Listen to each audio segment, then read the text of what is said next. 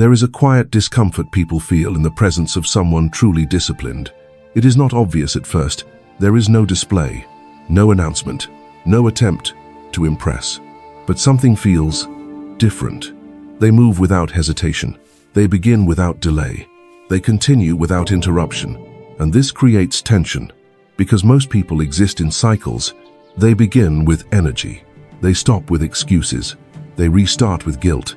They repeat with frustration. But the disciplined individual does not cycle. They remain steady, predictable, unmoving in their commitment. And this stability creates pressure, not on them, but on everyone else. Because their existence exposes a truth most people avoid. That inconsistency is not natural. It is practiced. That hesitation is not human. It is learned. And that discipline is not rare because it is difficult, but because it requires the destruction of something people are unwilling to lose, the illusion of freedom. In ancient Japan, discipline was not taught as motivation. It was taught as structure. A swordsman did not wake up and decide whether to train. A monk did not negotiate with his mind. They followed rhythm, daily, unchanging, non-negotiable. There was no internal discussion, no emotional debate, no questioning, only execution. This was not rigidity. It was clarity, because when action is predetermined, the mind becomes silent. And when the mind becomes silent, energy is no longer wasted on resistance. Modern people seek energy. Ancient practitioners removed resistance. This is the difference. There was a man named Arin. He was not lazy. He was not undisciplined by nature. He simply could not continue. He started many things: training routines, study plans, personal systems. Each time he believed, this is the one that will change me. And for a few days, it did. He woke earlier. He worked harder. He felt in control. But control never lasted. It slipped, quietly, almost invisibly. One morning, he woke with less energy. One evening, he felt slightly distracted. One day, he told himself, missing once is not failure. And in that moment, he lost. Not the routine, but the identity required to sustain it. Because consistency is not maintained by effort. It is maintained by identity, and Arin's identity was unstable. Not because he lacked desire, but because he still believed he could choose.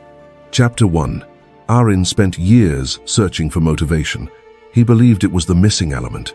He consumed it daily. Speeches, books, ideas. Each one gave him a temporary surge, a sense of readiness, a belief that now he could act. But something strange kept happening. The more he depended on motivation, the less he acted without it. He had trained himself to require stimulation before execution. And so, in the absence of stimulation, he became still. This is the hidden cost of motivation. It conditions dependency.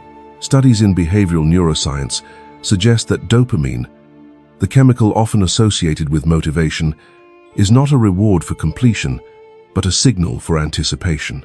In other words, the mind becomes addicted to the feeling of preparing, not the act of doing.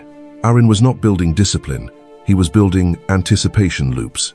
And anticipation does not produce results. It produces delay. Chapter 2. Arin believed he was free. He could act whenever he wanted. He could adjust his routine based on how he felt. He could rest when necessary. This seemed reasonable, but it created a hidden structure. Every day required a decision, and every decision required energy. He did not notice how often he asked himself, should I do it now? Should I wait? Is this the right moment? These questions appeared harmless, but they introduced friction, and friction creates delay. Research into cognitive load, often explored in institutions like MIT, shows that the brain conserves energy by avoiding unnecessary effort. So when faced with repeated decisions, it begins to choose the easiest option, not the best one, the easiest one. And the easiest option is almost always not now. Arin was not failing because he chose incorrectly. He was failing because he was choosing at all. Chapter 3. When Arin became bored, he changed systems. He believed this was adaptation, growth, improvement, but it was not. It was escape, because repetition reveals something uncomfortable: your limits, your resistance, your impatience, your lack of control. Variety allows you to avoid this confrontation. It resets difficulty. It gives the illusion of progress, but beneath that illusion, nothing stabilizes. Neural pathways require repetition to strengthen. Without repetition, the brain never automates the behavior, and without automation, every action remains difficult. Arin was not progressing. He was restarting. Chapter 4. Arin wanted to do things correctly, completely, without flaw. If he could not perform at full capacity, he preferred to wait. This appeared disciplined, but it was control. He was trying to control conditions, energy levels, environment, timing. But discipline does not control conditions. It ignores them. Perfection creates dependency on ideal circumstances, and ideal circumstances rarely exist. So perfection becomes a justification for inaction. Arin was not avoiding failure. He was avoiding discomfort. Chapter 5. Arin believed others had stronger willpower. He believed discipline was a trait, something you either had or did not. But willpower is not stable. It depletes. Studies from institutions such as Yale have shown that self-control diminishes with repeated use throughout the day. This means, if your system relies on willpower, it will fail when willpower is low. And willpower is often low. The ancient system understood this. It did not strengthen willpower. It replaced it with structure so rigid that willpower became unnecessary. Arin encountered the system by accident. It was simple, too simple. He almost dismissed it, but something about its clarity disturbed him. It removed everything he believed was necessary and left only what was essential. Arin spoke his intention aloud, not to impress, but to commit. I will practice every day at this time. This created tension, because once spoken, inconsistency becomes visible. The mind resists contradiction. It seeks alignment between words and actions, and so the declaration begins to shape identity. Arin chose a time, not flexible, not adjustable, exact, every day. At that moment, action begins. No thought, no delay. Time becomes the signal, like a trigger that bypasses resistance. The action was defined. 10 minutes, specific task, no variation, no expansion, no reduction. Clarity removes friction. The mind cannot resist what is already decided. This was the most difficult. No missed days. None. Because one gap creates permission, and permission creates patterns. Continuity builds identity. Gaps destroy it. Every obstacle had an answer. If tired, begin anyway. If distracted, continue at lower intensity. If resistant, ignore the feeling. There was no thinking, only execution. The first week was mechanical. The second week was uncomfortable. By the third week, something began to resist. Not physically, psychologically. A voice appeared. This is pointless. This is too small. This is not enough.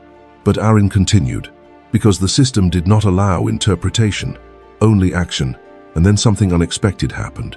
The voice weakened, not because it was defeated, but because it was ignored. And what is ignored eventually disappears. After enough repetition, something changed. The tension disappeared, not because the task became easier, but because resistance no longer appeared. There was no question, no hesitation, only action. This is discipline, not force, not effort, but absence of resistance. At this stage, Arin realized something unsettling. He no longer needed motivation, not because he had more of it, but because he had eliminated the need for it. And with that realization, his old identity became irrelevant. The person who waited, the person who negotiated, the person who stopped, was gone, not improved, replaced. Now, Arin does not try to be disciplined. He is disciplined because his behavior no longer depends on emotion. It depends on structure, and structure does not fail. If you follow this system, you will change, not gradually, but fundamentally. You will stop asking, how do I stay motivated? Because the question will no longer exist. You will stop negotiating with yourself, because there will be nothing to negotiate.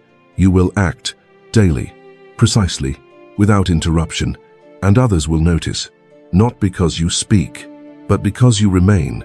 While they fluctuate, you continue, and that will separate you completely, because normal people depend on feeling. You do not. Normal people wait. You begin. Normal people stop. You continue. And once you cross this threshold, there is no return. because you will have seen the truth. That discipline is not something you build, it is something you become. And once you become it, you are no longer who you were. You are no longer inconsistent. You are no longer dependent. You are no longer normal. You are controlled, and that is what makes you dangerous.